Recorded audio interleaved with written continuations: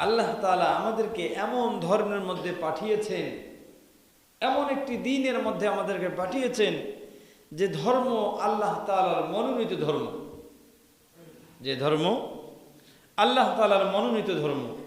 এ ধর্ম মানব রচিত কোনো ধর্ম নয়। এ ধর্ম কয়েকজন মিলে বুদ্ধি করে পাকিয়েছে এমন কোনো ধর্ম নয়। এ ধর্ম সরাসরি আরশে আজিম থেকে আল্লাহ তাআলা নিজে মনোনীত করে দুনিয়ার মানুষের জন্য নির্ধারণ করেছেন। ওই ধর্মের মধ্যেই আল্লাহ তাআলা আবার আমাদেরকে পাঠিয়েছেন। এটা আমাদের জন্য সৌভাগ্যের ব্যাপার, এটা আমাদের জন্য নিয়ামতের ব্যাপার।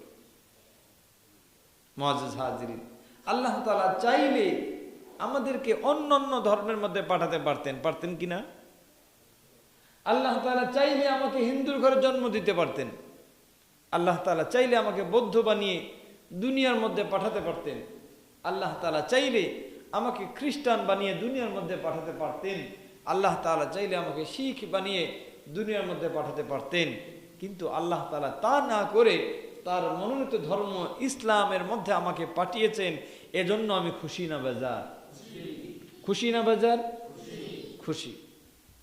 মুআজ্জিজ হাজিরিন, ইসলাম এমন একটি ধর্ম, ইসলাম এমন একটি ধর্ম যে ধর্মের মধ্যে আপনি কোনো কিছু সংযোজন করবেন অথবা কোনো কিছু আপনি আপনার মন মতো বাদ দেবেন, এর কোনো সুযোগ নাই, এর কোনো সুযোগ নাই।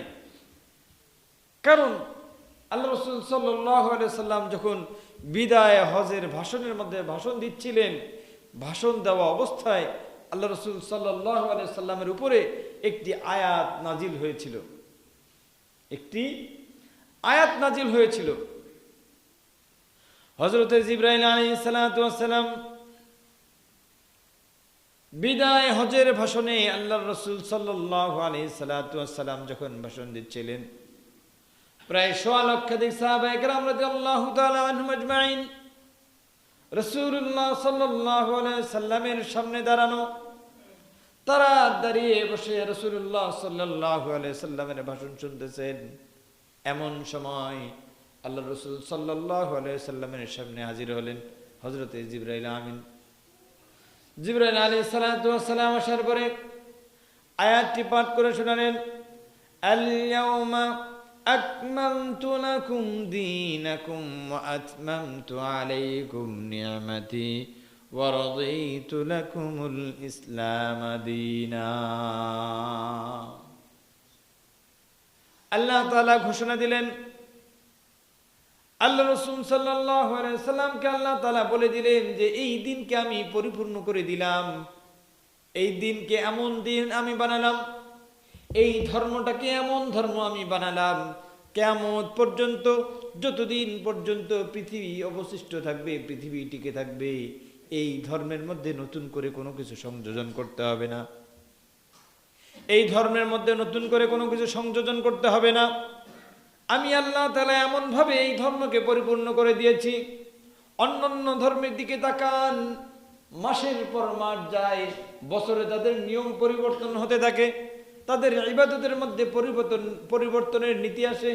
কিন্তু ইসলামের দিকে আপনি তাকান, ইসলাম ধর্ম এমন একটি ধর্ম, আল্লাহ রাসূল সাল্লাল্লাহু আলাইহি সাল্লাম 1450 বছর আগে যেভাবে আমাদেরকে নির্দেশনা দিয়েছেন, যেভাবে আমাদেরকে নামাজ আদায় করার জন্য বলেছেন, যেভাবে দলিল আছে ওইভাবেই নামাজ আদায় করতে হয়, কোনো ব্যত্যয় ঘটানো যায় না, নিজের মন মতো কোনো ইবাদত করা যায় না, নিজের মন মতো আপনি কোনো কিছুই করতে পারবেন না।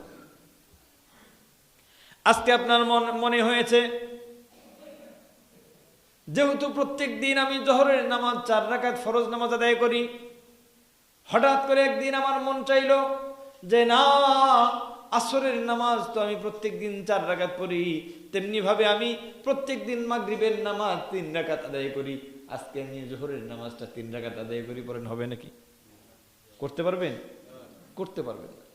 আপনি যদি চান যে আমি জোহরের নামাজটাকে 2 রাকাত আদায় করব, পারবেন না। কেননা আল্লাহ তাআলা আপনাকে যেখানে পাওয়ার দিয়েছেন সেখানেই আপনি পারবেন, আর যেখানে আল্লাহ তাআলা আপনাকে পাওয়ার দেন নাই সেখানে আপনার কোনো কিছু করার মতো ক্ষমতা নাই। জোহরের নামাজকে আপনি 2 রাকাত পড়তে পারবেন, সক্ষমতা দিয়েছেন কে? এশার নামাজকে আপনি 2 রাকাত পড়তে পারবেন, বিধান দিয়েছেন কে? আসরের নামাজকেও আপনি 2 রাকাত পড়তে হবেন, যে বিধান আছে। আপনি যদি কোনো জায়গার মধ্যে সফররত অবস্থায় থাকেন, যদি দূরত্বটা এমন হয় 72 কিলোমিটার 48 মাইল দূরত্বে আপনি গিয়েছেন, ওই জায়গার মধ্যে যখন আপনি যাওয়ার অবস্থায় থাকবেন, ওখানে যদি আপনি 15 দিন থাকার অবস্থান করার মতো নিয়ত করেন, তাহলে রাস্তার মধ্যে যতক্ষণ অবস্থান করবেন ততক্ষণ পর্যন্ত আপনি মুসাফিরের যে হুকুম, ওই হুকুমের মধ্যে থাকবেন।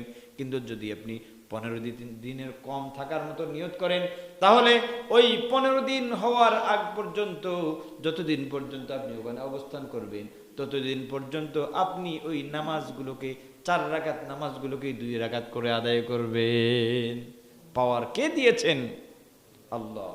আল্লাহই আপনাকে সিস্টেম করে দিয়েছেন কোথায় কিভাবে করতে হবে, কিন্তু আপনি যদি আপনার মন গড়া করেন তাহলে হবে না।